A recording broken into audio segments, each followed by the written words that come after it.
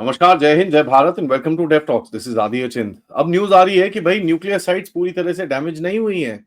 To a point JD वांस, जो vice president है अमेरिका के, उन्होंने आके स्टेटमेंट दिया है और बोला है कि साहब अभी तक पूरी जो चीजें हैं वो डैमेज नहीं हुई हैं। As a matter of fact, एक कंफर्म न्यूज है कि ईरान के कुछ न्यूक्लियर स्टॉक पाइल्स को उन्होंने उठा के साइड में रख लिया है। एक ये बड़ी बात है और दूसरी बड़ी बात यह है कि भाई स्ट्रेट्स ऑफ हॉर्मुज क्या ब्लॉक होगी, क्या दुनिया की ऑयल पे झटका आएगा। Of course this is a square, I personally don't think so, क्योंकि देखिए सबसे बड़ा झटका तो ईरान को ही लगेगा यार, उसका भी तो तेल वहीं से जाता है। So that's my look at it, but reality अब देखिए वॉर टाइम पे क्या क्या होता है क्या नहीं होता, it is very very weird. What are the next steps, let's try and understand. क्या अमेरिका दोबारा अटैक करेगा कि नहीं, बिकॉज अपेरेंटली ये वाला अटैक पूरी तरह से सक्सेसफुल नहीं हुआ है। नमस्कार भाई, thank you so much, welcome to show. नमस्कार। अच्छा, 2 चीज़ें हैं। फर्स्ट, एक हम लोगों ने प्रोग्राम किया था कि what if Trump chickens out. तो उस टाइम वी हैड सेड कि ट्रम्प के पास शायद ज़्यादा ऑप्शंस नहीं है, क्योंकि अगर अल्टरनेट कुछ इज़राइल करता विद जेरिको टैक्टिकल न्यूक्लियर, तो वो कुछ और भी उसका इम्पैक्ट और कॉन्सिक्वेंस बहुत और भी खतरनाक होता। So to that extent Trump administration did this. Whatever credit goes to them. Credit not in the sense that everybody is happy with what has happened, but okay, they have taken a stand. But the question is, as you rightly mentioned, कि क्या इससे सारे चीज solve हो जाएगा? I think the presumption जो एक Trump administration में था कि मैं एक बार जाऊंगा और एक बार बॉम्बिंग कर दूंगा तो सब खत्म हो जाएगा। देखिए, पूरी दुनिया को जब पता था कि फोर्डो के ऊपर अटैक होने वाला है, तो ऑब्वियसली ईरान को भी पता था। तो ऑब्वियसली कोई अल्टरनेट तो वो सोच के रखा होगा। अगर आप देखेंगे ईरान के पूरे अगर मैप देखेंगे, उनका जो न्यूक्लियर फुटप्रिंट देखेंगे, they have something called a distributed architecture. तो वो एक जगह कॉन्सेंट्रेटेड है नहीं। तो even if you had considerable damage in Fordow, वहां से अगर at least some of the centrifuges have been shifted, that is not surprising. हो सकता है दैट फैसिलिटी जो है उस पे आपने काफी उसके ऊपर डैमेज किया है, but facilities can always be recreated, may be in a matter of 5 years 10 years। Secondly, क्या सारे फैसिलिटीज वहीं पे था? That's a question mark. Third, क्या उन लोगों ने कुछ मॉड्यूलर स्ट्रक्चर अगर हुआ तो कुछ कुछ डिसअसेंबल करके सम ऑफ द सेंट्रीफ्यूजेस दूसरी जगह पे ले गया? That's another issue. अब आता है कि what happens next.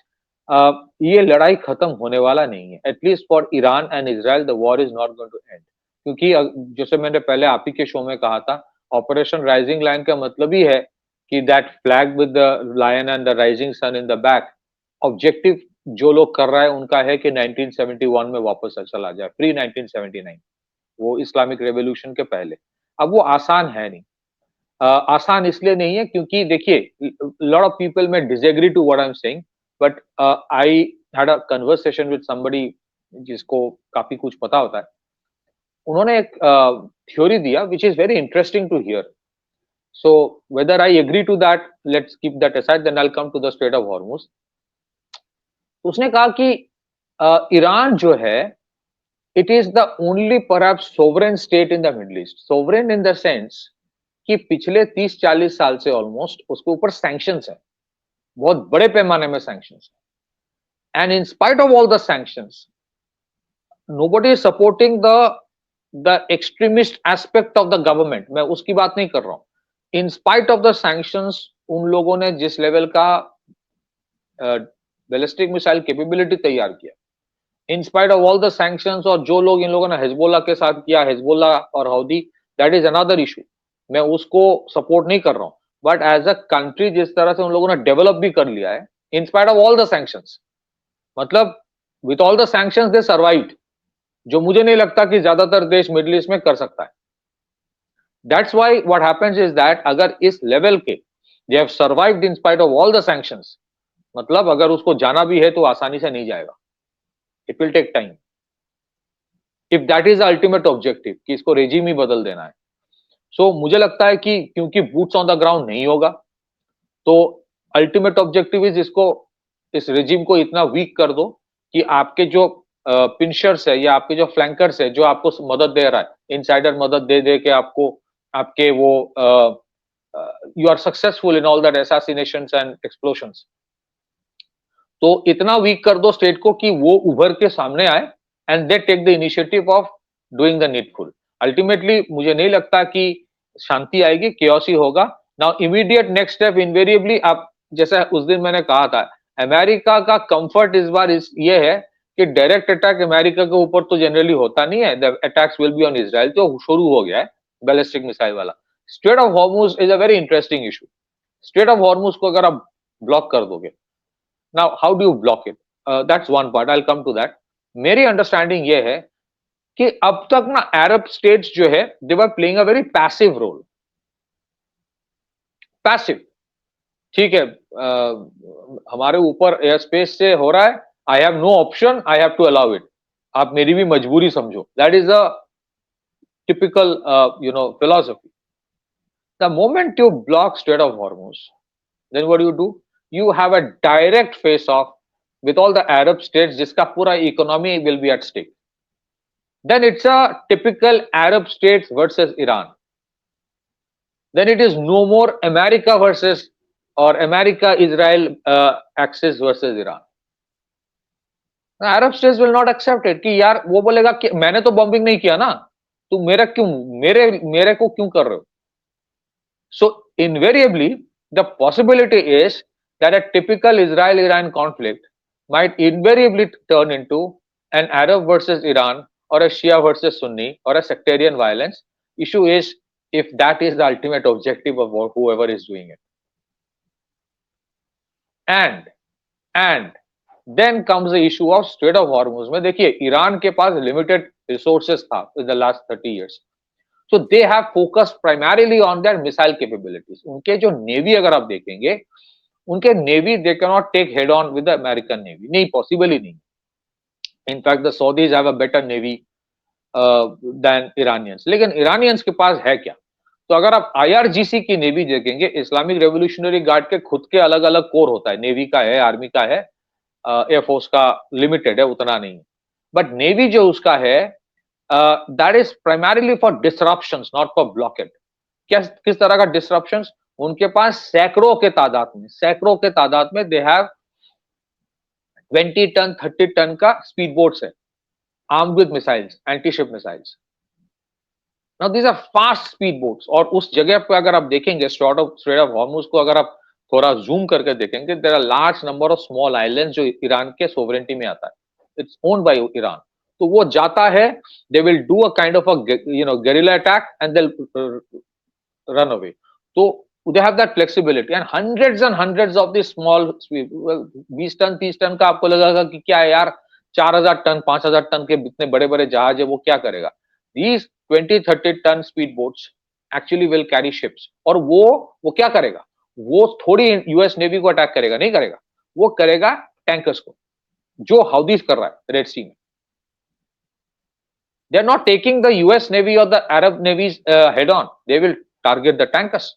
They will target the वो जो गैस LNG के जो टैंकर्स होते हैं, LNG के, I don't know what is that called, kind of a tanker you can call it, cargo ship जो LNG ट्रांसपोर्ट करता है। कतार का तो पूरा LNG का बिजनेस है, फिर वो ऑयल का बिजनेस, क्रूड ऑयल। तो वो क्या करेगा? These flanker ships will, these speedboats will go. उनके जो एंटी शिप मिसाइल्स है, उनका रेंज जनरली 25 to 30 माइल का होता है। 30 mile is good enough in the strait of Hormuz, मतलब ऑलमोस्ट अराउंड 50 किलोमीटर्स आप तबाह कर सकते हो। You will create, they don't want to block it. आप फिजिकली ब्लॉक तो नहीं कर पाओगे, आपके पास उतना बड़ा नेवी भी नहीं है। They will create havoc, they will create havoc.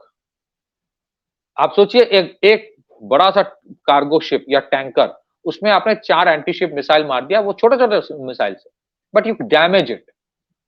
उसका इंडेमनिटी क्या होता है, उसका इंश्योरेंस का कवरेज क्या होगा, फिर उसको वो जो रुक जाएगा, उसका जो कॉस्ट होगा, it's like you are raising the cost of the disruption, you are raising the cost, and this is where unfortunately this then becomes an Arab versus Iran, because सबसे ज्यादा stake actually right now is of the Arab states. Now if you ask me, the Americans are literally praying कि भाई वो Strait of Hormuz को block कर दे, कुछ करे, क्योंकि they don't want this war to end. Literally a lot of people may not agree to me, But please understand, this war is not designed to end. This war is designed to prolong. This war is designed to continue. उनको भी पता है कि इसके पास अभी भी 2,500-3,000 हजार ballistic missile है.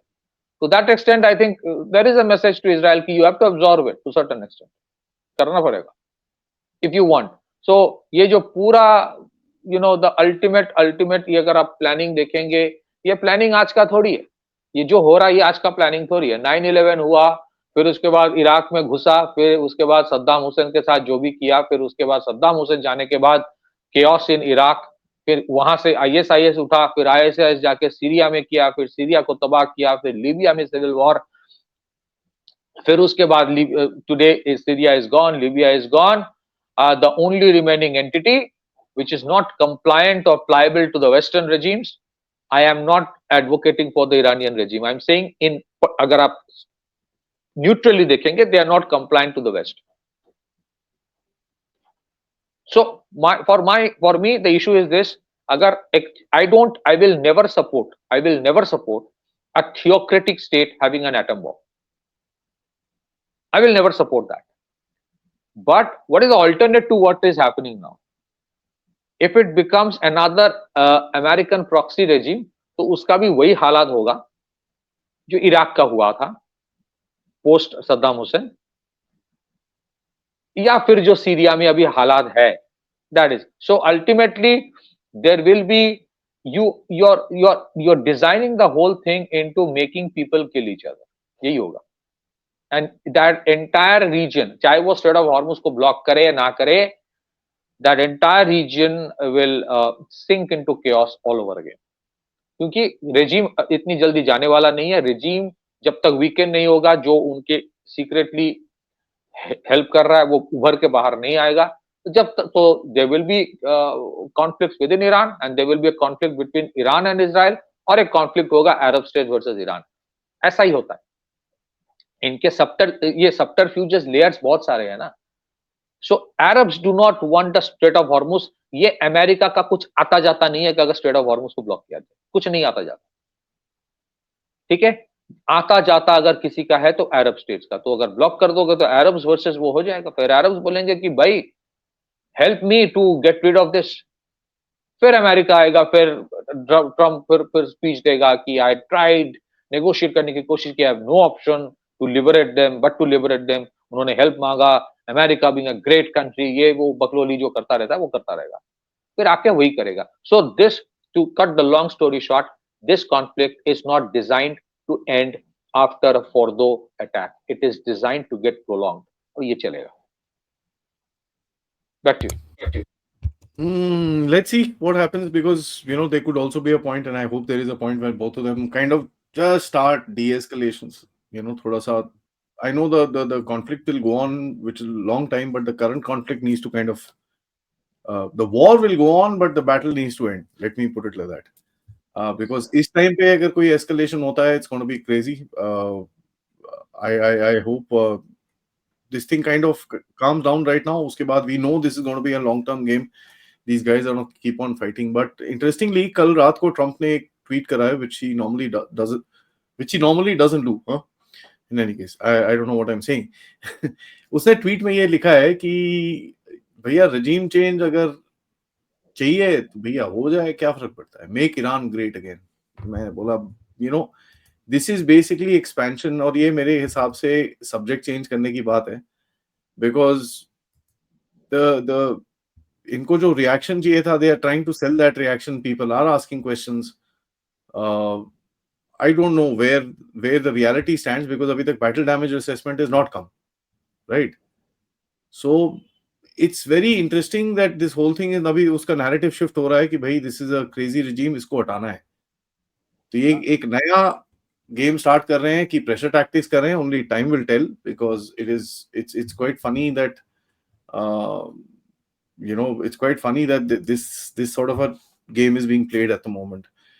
So yeah, let's see. The tension be on. Just give me 1 minute more. मैं ये आप सोचिए ना, मैंने आपको पहले कहा कि जो ऑपरेशन राइजिंग लाइन का मतलब ही है कि pre 1979, which means regime change, which means we make Iran great again, is a great narrative to sell that idea of a regime change.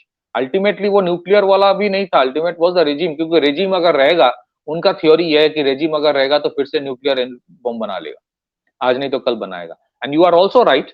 आप देखेंगे जैसे trajectory of Russia Ukraine conflict है, चलता रहता है, बीच में 1 महीने का सीज फायर होता है, फिर शुरू हो जाता है. अगर आप हिजबुल्लाह और इजराइल की कॉन्फ्लिक्ट देखेंगे, चलता रहता है, फिर थोड़ा बहुत सीज फायर, फिर शुरू हो जाता है. यहाँ पे भी हो सकता है a little bit of cease fire, फिर शुरू हो गया. लेकिन वो little bit of cease fire शायद कुछ लोग नहीं चाहते. और ईरान के लिए इट्स यू नो ईरान के जो रेजिम है, ये रेजिम चलता है with an aura of invincibility. तो they have to do something. There is a desperation on their part also कि मुझे कुछ स्पेक्टेकुलर करना है टू काउंटर इट. नहीं तो उनके लोगों के सामने उनका जो एक डर था, वो जो था ना कि I can not be defeated, वो खत्म हो जाएगा. So they will try to do something strait of Hormuz में. नहीं करे तो ठीक है, अगर शांति आ जाए तो nothing like that. But that is what I am saying, it is not design that way if you look at it that way. But आगे देखता है क्या होता है. We can discuss later on again. Yeah, it's going to be something that we'll have to watch. Thank you so much for watching, guys. Video को like करिए, subscribe करिए, and share this with your friends and families. My request to everybody is, please, put your comments. What do you guys think? Where is the war going? Let's see. आप लोग क्या बोलते हो? And of course, if you can, do contribute towards the channel. QR code, PayPal, super stickers, super chats, and we shall see you in a little bit for another update. But तब तक नमस्कार, जय हिंद, जय भारत.